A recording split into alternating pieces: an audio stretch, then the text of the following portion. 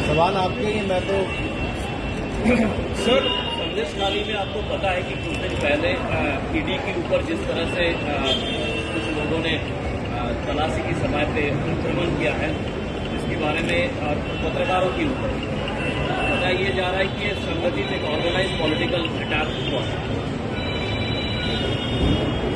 पश्चिम बंगाल में कानून व्यवस्था चरमरा गई है। जो जनता की भलाई के लिए पैसा आता है, उसकी पाई को खाने का पक्का इंतजाम किया जाता है। कट मनी के नाम से मशहूर यहाँ के नेता और यहाँ की सरकार हो गई। गरीबों की भलाई के लिए जो पैसा केंद्र से आता है, उसमें भी कमीशन खाने का हर संभव प्रयास किया जाता है। भ्रष्टाचार चरम सीमा पर है। अगर भ्रष्टाचारियों के खिलाफ कार्रवाई की जाए तो ईडी की टीम पर भी पथराव, मारपीट, सिर फोड़ने का काम होता है।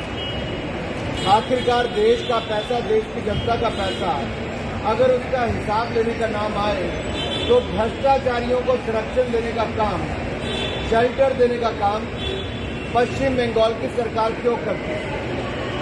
अब सवाल ये खड़ा होता है कि क्या यहाँ की माननीय मुख्यमंत्री ममता बनर्जी जी, क्या उनकी पकड़ अपने मंत्रियों, अपने सांसदों, अपने विधायकों पर नहीं?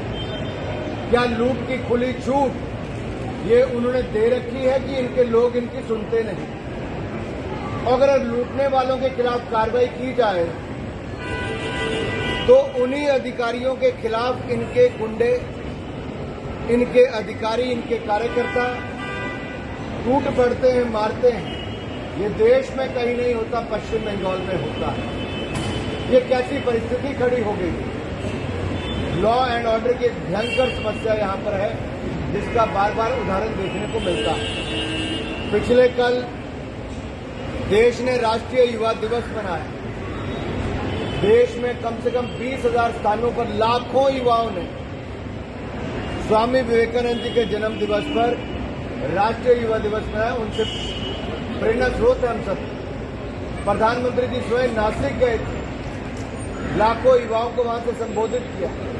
लेकिन पश्चिम बंगाल के युवाओं को राष्ट्रीय युवा दिवस में शामिल होने की अनुमति क्या नहीं मिलती? यहाँ के बच्चों को क्यों नहीं भेजा जाता? यहाँ के युवाओं को क्यों नहीं भेजा जाता? और पश्चिम बंगाल, जहाँ पर स्वामी विवेकानंद जी का जन्म हुआ, और ये धरती तो वो है जहाँ पर स्वतंत्रता सेनानियों ने जन्म लिया भी, अपना बलिदान भी दिया। ये महीना बहुत विशेष है। स्वामी विवेकानंद जी का जन्म दिवस है तो नेताजी सुभाष चंद्र बोस की, दूसरी ओर डॉक्टर श्यामा प्रसाद मुखर्जी हो या फिर रविंद्रनाथ टैगोर हो, एक के बाद दूसरा ऐसे महान नेता की बात आती है जिसने बंगाल ही नहीं पूरे देश के लिए अपना बहुत बड़ा योगदान दिया। पूर्णिया में कुछ साधुओं को पीटा गया है। बताया जा रहा है कि किडनैप करने की कोशिश भी किया गया था, और उसी दिन जिस दिन स्वामी विवेकानंद के जन्मदिन था, और ये लोग गंगा सागर जाने के लिए निकले हुए थे किसी जगह से। सर, अभी इसको ऐड करना चाहेंगे। अभी खबर ये आ रही है कि 12 लोगों को अरेस्ट कर लिया गया है बंगाल पुलिस की तरफ से, और आज कोर्ट में प्रोड्यूस किया जाएगा। आखिरकार ये वातावरण क्यों? ये तुष्टीकरण की राजनीति ने वातावरण खड़ा कर दिया है कि कभी राम जन्मभूमि का अगर शिलान्यास हो तो बंगाल में कर्फ्यू जैसी स्थिति खड़ी कर दे, हिंदुओं को जश्न भी न मनाने दिया जाए, और अब हिंदू साधुओं को मारने पीटने की, उनकी हत्या तक करने का भी प्रयास किया गया। इस तरह की घटनाएं सामने आई और राज्य की सरकार मूक दर्शक बन के बैठी रही। मीडिया के मित्रों ने जब ये बात को उठाया, तब जाकर अब ये थोड़ी कार्रवाई की।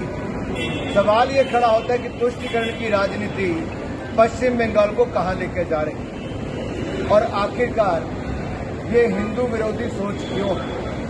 केजरीवाल को दोबारा शाहजहां नदी का रेस्पॉन्स है, ईडी के हमले के बाद इतना दिन गुजर गया है, सेंचुरी क्या सोचता है शाहजहां? बात यह है कि ऐसे लोगों को संरक्षण कौन दे रहा है? किसकी गाड़ी में वो नजर आते हैं? कौन सी फोटो वायरल होती है? कहाँ वो छिपे हैं? कौन उनको बचा रहा है? ये पहला उदाहरण नहीं है। अगर कोई पुलिस अधिकारी पर भी भ्रष्टाचार के आरोप लगे हैं मदद करने के आरोप लगे तो उनको बचाने के लिए पश्चिम बंगाल की मुख्यमंत्री सड़कों पर नहीं उतर आती। दूसरी ओर जो भ्रष्ट नेता हैं उनको पकड़वाने की बजाय बचाने का काम पश्चिम बंगाल की सरकार और नेता करें तो इससे बड़ा दुर्भाग्य क्या हो। सर 18 तारीख को अरविंद केजरीवाल को चौथे बार के लिए समन किया गया और खबर यह आ रही है कि उस दिन भी वो इस समन के तहत वो हाजिर नहीं रहेंगे क्योंकि वो गोवा में रहेंगे। देखिए 2011 से लेकर 14 तक श्रीमान अरविंद केजरीवाल बड़ी बड़ी बातें करते थे और मैं मीडिया के मित्रों को कहता हूं कि पुराने वीडियोस निकाल के दिखाइए। जो कांग्रेस के भ्रष्टाचार के खिलाफ उस समय अपनी आवाज उठाने की बात करते थे, आज वो भ्रष्टाचार के दलदल में डूबे हुए हैं। अरविंद केजरीवाल जी की पार्टी आम आदमी पार्टी के उप मुख्यमंत्री जेल में है भ्रष्टाचार के चलते। उनके स्वास्थ्य मंत्री 1.5 साल जेल में रहे भ्रष्टाचार के चलते। उनके शराब मंत्री, शिक्षा मंत्री जेल में है। उनके सांसद जेल में है। आखिरकार इनके विधायकों से लेकर सांसदों को जेल क्यों जाना पड़ा? भ्रष्टाचार के चलते। और अराजकता फैलाने का काम, भ्रष्टाचार को बढ़ाने का काम अरविंद केजरीवाल जी और इनके राजनीतिक दल ने किया।